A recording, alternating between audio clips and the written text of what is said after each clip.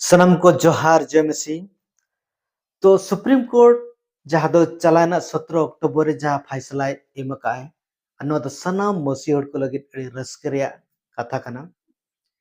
अब सनाम को बड़ा गया जे जहाँ दो एंटी कन्वर्जन बिल और नोआ जहान जहान स्टेट करे लागू कना और ओना करे दो नोका बुझोआ जे नोआ बिल रिया केवल टारगेट दो मसीह हर को और मसीह हर को आकवा संवैधानिक अधिकार जहाँ दो धार्मिक अधिकार धार्मिक स्वतंत्रता हो जेमन आलो को उठो दाड़ा लगिते और नोआ आयमा समय अस्त्र शस्त्र लेका व्यवहार कना और नोआ रे ज्वलंत उदाहरण आयमा समय अब बो नेले आयमा घटना होते अब बो बड़ाय दाड़ा कान गया।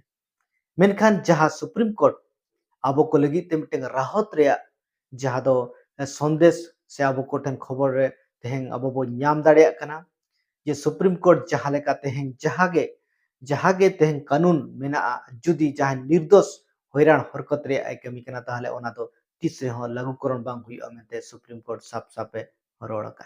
तो नोआ रिपोर्ट बड़ा अब कोर्ट ने धर्मांतरण रोधी कानून के तहत दर्ज कई एफआईआर को रद्द कर दिया है। यानी जिन लोगों पर आरोप था कि उन्होंने हिंदुओं को ईसाई धर्म में बदलने की कोशिश की, उनके खिलाफ दर्ज कई मुकदमे अब खत्म कर दिए गए हैं। कोर्ट ने साफ कहा है कि आपराधिक कानून किसी निर्दोष को परेशान करने का हथियार नहीं बन सकता है। पूरा मामला क्या है, चलिए आपको बताते हैं। दरअसल यह फैसला 2 जजों की बेंच ने दिया है, जस्टिस जेबी पादरीवाला और जस्टिस मनोज मिश्रा ने। दोनों ने कहा है कि ये एफआईआर कानूनी और प्रक्रियागत दोनों ही स्तर पर गलत थी।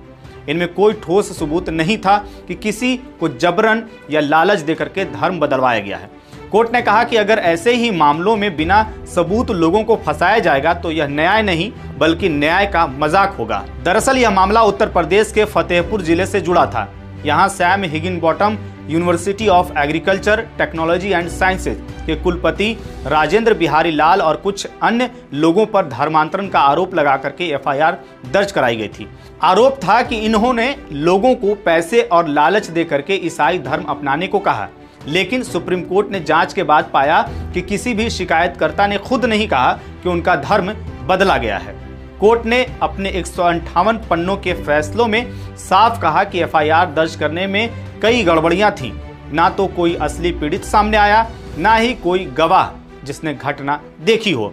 कोर्ट ने कहा पुलिस किसी तीसरे व्यक्ति के कहने पर ऐसे गंभीर मामलों में एफआईआर दर्ज नहीं कर सकती, खासकर जब खुद कोई पीड़ित शिकायत ना करे।